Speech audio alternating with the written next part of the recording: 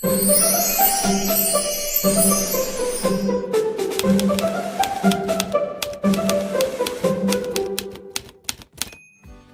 and welcome to Science and Sorcery's Moment of Awesome, where we're chatting with people from the TTRPG community to find out who they are, what they do, and why what they do is awesome. And I'm back with another amazing guest. Shamini, who are you and what do you do?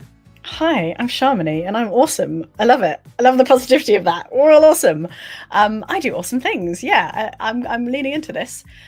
So I am a member of the RP Geeks, which is a TTRPG channel making actual play series with a sprinkling of science as well. So yeah, big science nerd pals here. Yeah, I love the fact that we have like people in this community that are doing nerdy sciencey things like ourselves, and there's others in Australia and the US, like there's other people doing it. It's really cool to see. We're going to talk a little bit about how we see that coming into the games that we play, but I want to dial right back and think about your first experience with TTRPGs. What was your very first experience with tabletop role-playing games? My very first experience, I've told this story a few times, and I do love this as a sort of villain origin story. TTRPG, if TTRPGs can be said to be villainy, was a drunk post-show party game. The party was finishing early. Someone said, "Come back to my house. Let's play D&D." We were like, yeah, we need to keep this going. We can't even wait till we get to your house. Let's play it at the bus stop. Well, how do you play D&D? So he got a dice roller on his phone. He was like, right, hit this. Right, you're all your characters from the show. There was a panto, so we had like the prince and the someone was a frog for some reason, and the huntsman and whatever. Yeah, we just started making stuff up, and it was so sort of wacky and just like sort of like very very loosey goosey compared to the games that I play right now, which is all very like, let us think through some of the themes, let us like talk about the sort of narrative arcs that we want going on. No, it was just absolutely wild and hilarious. Slightly drunk that first time. And it was great. This was in the pre-pandemic times. It was lots of in person as well, where we'd meet up. And like there was just a summer where we just would meet up and like play D&D in people's gardens. It was great. It's good times. That very first story really reminds me of, I don't know if you've seen the video of John Bernthal recently, and Deborah Ann Wall, where they're doing like a discussion about D&D. And we'll just start playing it. Doesn't matter where we are, we're right here right now, same as you at that bus stop after a party. Yeah, people like I do that sometimes when I'm at parties. You lots of chat to people, and then like D&D or TTRPGs come up, and they're like, I don't really know what that is. And I always just try and slide, if they're interested enough, I try and slide into like, okay, brief explanation. Okay, so for example, I might be like, okay, you're at a party when you suddenly hear banging from the bathroom. What do you do? Like, tell me what you do, and then you just like go into it, and it's not something alien, right? All this role-playing stuff, it's been said before, but it's what we do as kids so much, and I'm so happy to have that back. Like, yes, more make-believe games. This is what my adulthood was missing. Yeah, it wasn't until I was in my 30s that I really got back into it again. Like, I have been missing this for like 20 years. So fast forwarding then for RP Geeks and where you are now, like where was the inspiration there, and how did that channel all come about? Yeah, this was also pre-pandemic times, and it was fully Ali Jennings' fault. So for OG RP Geeks is myself, Emily Bates, Ali Jennings, and Simon Clark. And we started getting into D&D and doing one shots, and including I was playing a few games at work. I worked for the science journal Nature, so it's like people who work for Nature, and Ali was working there at that point, and he was like, Shamini, I think we should do something sci-commy with this. I think we should like make this but with science. And I was like, yeah, sure, whatever, Ali, that sounds like a lot of work. He was like, no, but seriously. I was like, who's gonna GM it? He's like, I will GM it. He never GM'd before, like he just played a few one-shots. So I was like, Ali, what are you doing? But the man is bold and brave, knows no fear. so yeah, that's where it all started, and we got Bates and Simon on board, and we started sort of trying out different games, different systems, different ways of sort of like incorporating some science in there, because we were like, we want to get some cool science in there, but we also want to play the game, and sometimes those two things collide and cannot be done in the same moment. So how do we slot them in alongside each other such that we sort of can give our full enthusiasm to both? And then like sometime later we launched a channel. We said, hey everyone, come and watch. And we started off with a really big long sci-fi campaign where we reskinned D&D into a sort of sci-fi world and took all sort of magic spells and fantastical stuff, and we're like, right, let's, the game, the meta game that we were playing above the game was, how do we explain all of these effects and abilities with science? So come up with like a cool scientific concept or a cool explanation for all the things that your character wants to do, all the things in your character sheet, or all the things that happened. And I can't believe we're still going actually from back then. But yeah, it's somehow been a while now. Like, let's not think about how much time has passed. we're all still young, honest. So yeah, time doesn't mean anything. It is a weird suit. Yep. But there's been like quite a few campaigns now, right? Like, and like quite a lot of different systems that you've been using. Yeah, especially so that we started off with a really long one, and then we've done such a variety, like 1 shots, 2 shots, a few really nice 4-parters, and that gives you the chance to try out different systems, have different people on as guests, which is nice as well. Try out different ways of incorporating science, or not in some cases as well. And we've been just sort of playing around a lot and having a good time, and doing the things that bring us joy, and I really love it. I feel really lucky to have it in my life, and especially lucky when people want to watch and sort of appreciate the stories and the characters and everything. And getting to play with some of like the coolest people, right, as well, like very so cool. many amazing folk, and just like really good performers. And I'm a like theatre nerd originally, I guess former, because I've kind of replaced it with TTRPG. Sorry theatre. Sorry Amdram. Bates was as well. That's how we met, was doing musical theatre. And so I've always really kind of like appreciated sort of like acting skills that go into it, into like different characters, into sort of the different scenes, and then that's sort of grown into, I've been doing more improv lately and sort of thinking about the pacing and the grammar of individual scenes. And then I've also previously done writing, sort of writing plays and musicals. So then, I started getting more into the narrative arcs and structures and beats of a story and how all those things work. So it all sort of comes together and is immensely satisfying, and being able to do that with other sort of very skilled people who've again sort of been working on those same sort of skills and like developing those that knowledge and understanding and performance skills and things like that. Super satisfying. And so thinking about that kind of narrative structure and stories that we're telling, how do you see the overlap between the stories that you can tell with TTRPGs and the stories they might want to tell about science?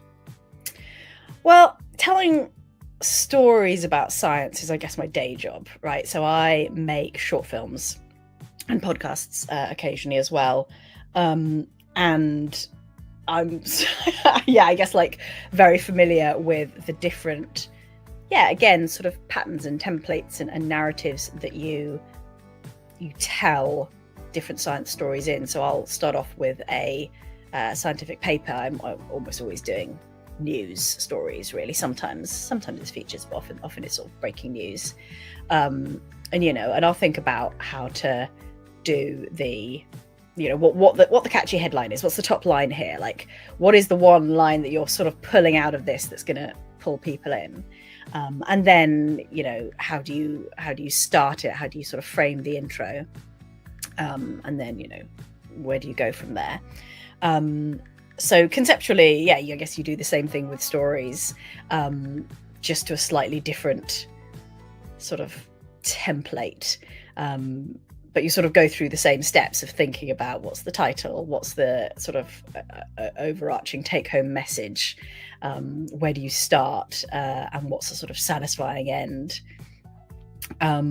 So yeah, some overlapping skills there, but the way that we tend to do it with the way that we tend to tell our science stories within RP Geeks is definitely somewhat different, because we're not setting out to have a whole stream that's all about telling someone, a piece of science news or sort of educating people on science. It's very much little snippets that sort of come from our sort of like enthusiasm coming out and saying, right, here is a little mini science story. So you end up with like very, very short little chunks of like, okay, I'm going to tell you how this works, or let me tell you this. Mostly science, occasionally other topics like etymology, like etymology corner. Why not? It's like a little fun fact. And then each one of those obviously has its own little mini arc. But the lovely thing about that, compared to writing a science article or making a science video, is it's a conversation. So you've got people jumping in, being like, "What's that about?" It's like, or "Oh, I remember this. Isn't it this? Like, or doesn't it work like this?" So you've got that lovely energy, and you've got all the personalities sort of bouncing off each other, and that again makes the sort of telling of the stories in a sort of live way really fun. Yeah, we've had it in the past where we've brought something in that we know from the real world and then thought, well, we need to stop at a certain level before you take too much of the realism into the fantasy game that you're trying to tell as well. Like physics that you might bring in that say, oh, well, that wouldn't work in a fantasy game. Or that wouldn't work in the real world. You want to bring some. Yeah, you want to bring some of it in, but you don't want to get into like territory of like, actually, I think we'll find this magical spell breaks the rules of physics, so you can't use it. Yeah, it's a juggling act, it's a balancing act, but like I tend to much more approach it like if I'm putting together a game now, it's all about the metaphorical story that we're telling. So we're currently doing like a little mini pre-recorded campaign that's all about like animals on the side of a loch that are about to be displaced because of an incoming infrastructure build, which is all about a story that's just been in the news about Loch Lomond trying to get a theme park built on it. Ooh. Now the campaign's not going to come out until after we've got the decision about the theme park, which is exciting. But yeah, thinking about it from those things, I go for metaphor. Other people go for very direct information. Speaking of campaigns, you mentioned about the different lengths of them earlier. What's your preference on length of a campaign? Because you started with that much like longer one, and then thinking about shorter chunks. Do you have a preference? Yeah, I think I do. I think when I started off playing, I watched a lot of Critical Role, which is obviously like super long, and there's definitely something super satisfying about that. And I was very into the long campaigns. But when I started streaming, we started doing, like. I think we do like 12 or 20 episode campaigns. Then you are being pushed to tell your story in a more succinct manner. It's kind of like if you're doing your job writing an article or making a film, and then you have to go back and edit it, and you're like, oh wow, this is so much better now that I've edited it down to shorter than my initial pages and pages of ramblings. I think TTRPGs, I think the same. I think there's definitely some improvements that can be made by kind of squidging it all up and heightening everything and intensifying everything. And we've done some really nice 4-parters recently. Masks and Orbital Blues in particular spring to mind. Very, very tight, very, very nice. We all really enjoyed those and had some great guests on them. And now we're starting to do a few slightly longer ones. We've got a 7-part campaign, D&D again, actually called Once a Hero at the moment, where we're just like, let's give ourselves slightly more breathing room. So I feel like I want to say 8. I like 8 as a number. A nice amount of time to get your teeth into a character, but not so long that it drags out. Yeah, it keeps pushing you forward because you know that you're running out of time, and you're like, if I want to do my dramatic backstory reveal, which I haven't told anyone about my, traumatic past. I'm like, well, TikTok, I better get on with it then. Or, if I'm like, oh, I had an idea for like, maybe my relationship with this character develops in this way. And I'm like, well, now's the time. Let's go for it. So yeah, as a performer, it pushes me, which I like. And what about this system as well? Like, you're back to this 7-part D&D game, but like you mentioned Orbital Blues and Masks, and they are very different. They're not like map-heavy combat style games. Do you have like thoughts and preferences, or you just like play everything? Yeah, me and Bates sometimes disagree on this, because like I've definitely for a while like super went off D&D's like super tactical combat-y maps, and I was like, yeah, look, I'm just here for the acting. Come on, let me get my characterizations going. And Bates was like, I miss combat. And now I went back to D&D and I'm like, oh, actually no, I'm enjoying it quite a lot. I'm quite systems agnostic though, because different systems, are a bit like different genres of media, and I like having a variety. I like the diversity, and I do often like very rules light. But once I know a complicated system like D&D, which I know really well, now that I've already gone to the trouble of learning it, that's no longer a cost, and it's very enjoyable. But when I run one-shots, I make up my own systems, because I can't be bothered to learn the rules or follow the rules, and like I make the rules based on what I want the one-shot to do and to be. And I'm like, if my one-shot's all about different levels of everyone's betraying each other, then I'll make sure there's a good mechanic for that. And like, if no one needs to really do much combat, I'm not going to bother like inventing a load of combat rules. It's sort of irrelevant. Yeah, like the mayonnaise heist, right? That's one of those that was mayonnaise heist. Just gotta take off the hats and the mustaches, revealing layers and layers of betrayal. Yeah, and I like running one shots where you have an idea, and like that was the idea was, heist movie, combined with that sort of, it's more of a spy trope of like, but this person's an agent, but this person's a double agent, but this person's a triple agent. Spoilers for mayonnaise heist, but go watch it. It's very satisfying. And like thinking about these like online games, you've also had like the really like cool experience of having to do in-studio recordings. So yeah, like Oxventure being one, or like you just had like the like Cyborg game with Realms. Is that your Cyborg? Right? Cyborg was online. Is it? Okay. Liminal was in person. Okay. And it does make a nice difference to the vibe, especially with so for example with when I went on Liminal with Realms and with Oxventure, like I didn't know the people in advance, and that makes a difference when you're there in person before you kind of jump on a call. You can sort of feel like you can connect with people a little bit more, and in a sort of different setting to a Zoom call. You know what sort of online video calls are like. So that's really nice, and I do love. I love a sexy, well-lit studio. Beautiful lighting and cameras, and you can just like feel the space. I'm very jealous. We filmed in with Three Black Halflings. We filmed in the High Rollers studio as well, which is all beautifully done up as well. So nice. I want a studio. Someone get me a studio. But it is something that people are looking into, like something for like groups to use, right? I think that's something that's ongoing in the UK. Yeah, I have heard rumours. I mean, the issue with all of this is that that kind of thing does come back to money, doesn't it?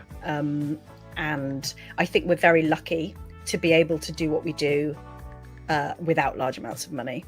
RP Geeks are super lucky enough to have patrons who help us out with all the various many things that do come up, but it's not, the way we do it, a super expensive endeavor. Like you can always make things better, but at the base of it, I do think we're very lucky to be able to jump online now as well, and like much as I love online, much as I love in studio recordings, I have a baby at the moment, and if I wasn't able to do online streams and games, I'd be a bit stuck because I'd have to, I don't know, take my childcare with me to a studio somewhere. It would be tricky.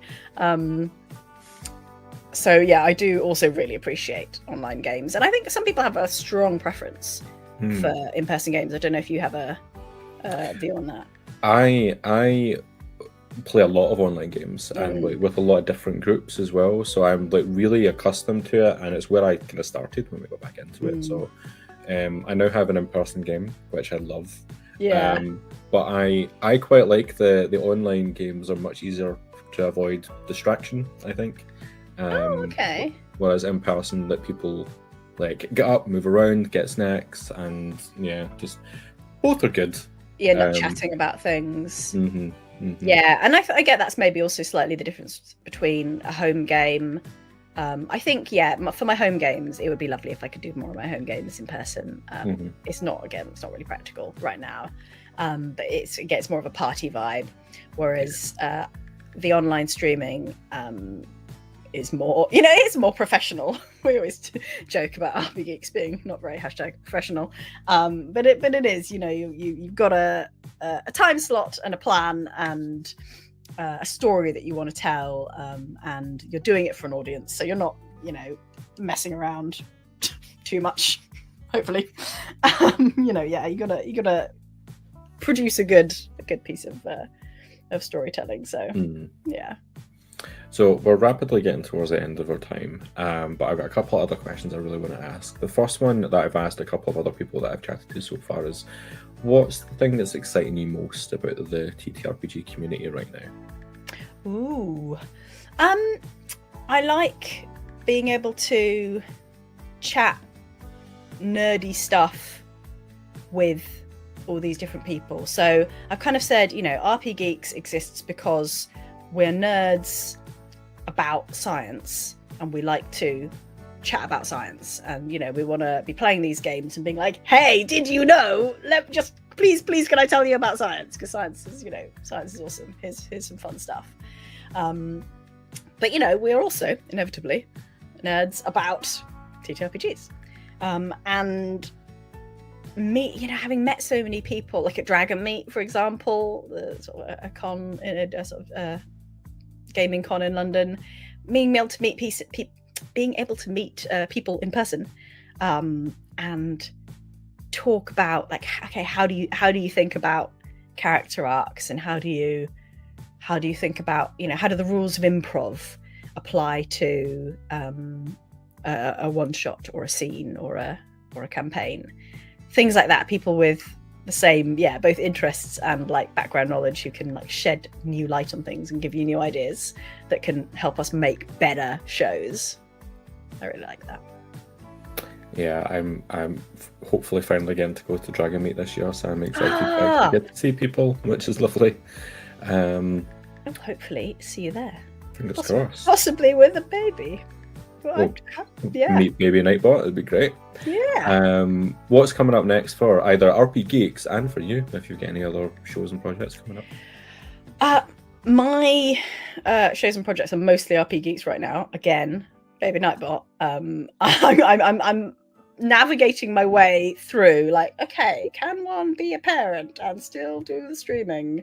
Oh, other people do it. Okay, this should be doable. But I'm not diving into as many different shows and different projects with my limited time, but which is why I'm so excited to have RP Geeks and be able to control it, but be able to like do what we want to do and put our ideas forward. We got some shakings up. We got some shakings up that I can't tell you about. We got secret shakings up. But yeah, we're gonna shift things around a bit.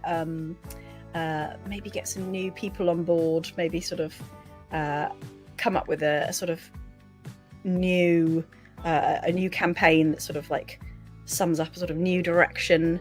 We haven't really fully discussed it yet, so it's not only secret, it's also somewhat undecided, but we're talking to some very cool people, and at the heart of it will still just be we want to tell really good stories. We want to make really high quality like performances, and we want to share the things that we're nerdily and geekily excited about with anyone who's kind enough to watch our stuff.